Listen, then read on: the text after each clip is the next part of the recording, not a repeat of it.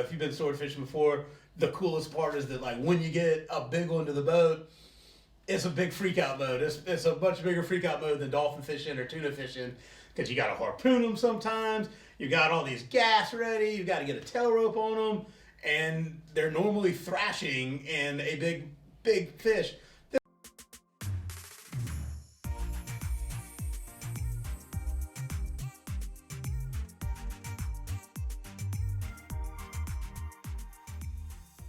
My name's Justin. I've had the pleasure of being down here in Marathon for almost 10 years now. Got a great full-time job that I love, but I think one of the best parts about coming down to the Keys, I've always loved to fish. Probably one of the reasons I so consciously wanted to make it down here. I had an awesome opportunity to go out with my buddies and tit for tat, my Texas pals, and they love to do some big-time fishing. With them and the captain RD from the Huntress, and so I get called along every once in a while.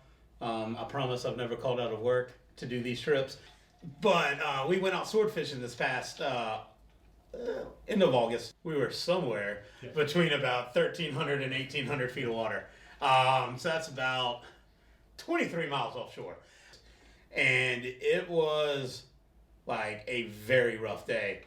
And it doesn't matter that we were in 42, 45 foot outrage, however big his boat is. It's an amazing boat. It was rough. I mean, just couldn't hold a cup in your hand. Couldn't even sit down. Like if you're sitting down, you're having to still kind of hold. It was rough, and we were wet, soaking wet. This was my first time ever sword fishing. Got a straight down rod, down rig, and then we did one on a floating buoy, and I've never seen any of this before, so it was super cool for me to kind of get out there and learn or see what it looks like. And I mean it's blowing. I mean it's solid, I don't know, 4 to 6ers. There's like huge storms off to the south and east. It was getting worse, and one of the fun things that I like, because I just like to catch fish, and when people are out there swording, a lot of times they'll put flat lines out with live bait, because at that point you're a floating object for the pelagics way out in the deep, and so sometimes you'll get tuna come up or you'll get big dolphins swim by. Who knows what happens. So we had a flat line out, and I'm like, I know this sword fishing takes like forever. I hear about the 12-hour days. I was like, I've got this rod right here. I'm sitting on the side of the boat, and the fishing pole's right behind me in the rod holder, and my buddy Brian's like, so you think he'll catch you a big dolphin or something, huh? I'm like, this thing is going to get hit any second now. And he's like, well, how about now? And he just grabbed the rod from me, shut the bail, because it had been going for about 4 seconds, but it was so windy and nasty out there that I never even heard it. It was a legit gaffer. It was mid-30s, 30, 35 pounder. Fought it, and I don't even know how we got it in, because it started doing circles around our downrigger for the swordfish. So we're having to like pass everything but the bail underneath the rod for the swordfish rig, and then it went under the boat, and so we're having to like bring it around, but we actually got in the boat.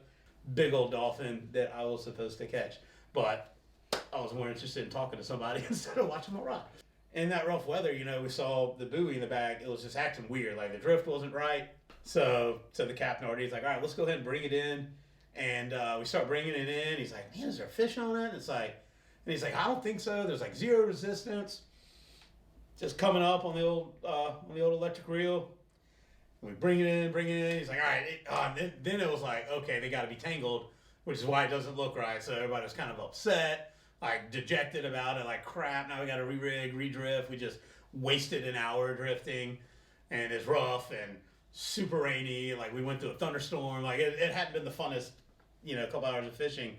So we get all the way to the leader and get to where the buoy stops at the leader, get the buoy off, and we're bringing the leader in, and the swordfish just popped up to the top of the water, and it was like a legit keeper swordfish. And as soon as like its beak or kind of side flashed, and like Artie's like, oh my God, we got a fish, and it was only 20 feet off the stern. It was just right there, and it just kind of bellied up, and then all of a sudden it woke up. 1,000 feet later, it's back at the bottom, and we had to fight it and bring it back up, and we fought it for several hours, and But we got it in. And when we got it to the boat, it once again it didn't move. So like when it was time to like bring it up, like we're scrambling, and I don't know, if you've been sword fishing before, the coolest part is that like when you get a big one to the boat, it's a big freak out mode. It's a much bigger freak out mode than dolphin fishing or tuna fishing, because you got to harpoon them sometimes. You got all these gas ready. You got to get a tail rope on them, and they're normally thrashing in a big fish. This thing comes up and just bellies up. The captain put one gaff into it and literally almost like with the wave came right in through the tuna door. It got like the whole beak came in, with the only one gaff, and we just grabbed the beak and slid it right in. And I was like, "That's it." I was like, "This is sword fishing? Like that wasn't hard." Cool, first swordfish ever that I was a part of. And the food was even better for the swordfish steaks. But it was cool, and I've been absolutely no movement from it, which was the exact opposite of the second swordfish that I got to catch the following weekend. And that one I got the full Monty when it comes to freaking out and screaming and missing harpoon shots and seeing that the hook's about to come out and getting a tail wrap on, only go on one tail on one part of the fin and not both. And then I'm on the boat with 4 experienced captains, and they're just communicating in interesting ways to each other, and it was cool. And it was just like, at one point it was a big one. I was holding the 2 gaffs because they're having an issue with the harpoon or something, and the Cat Marty just go, get the gaff here, and I'm like, I've got the gaff, get the other gaff. I'm like, I've got the other gaff. And at 1 second they all stopped doing stuff, and I was holding onto that swordfish for like 15 seconds by myself, and I'm like, somebody, because I don't want to lose these gaffs, Like it was, but so sword fishing's been the coolest, newest thing that I've gotten to be a part of, and I mean it's all from these local guys that I got to be buddies with and getting to learn with. So it's a blast.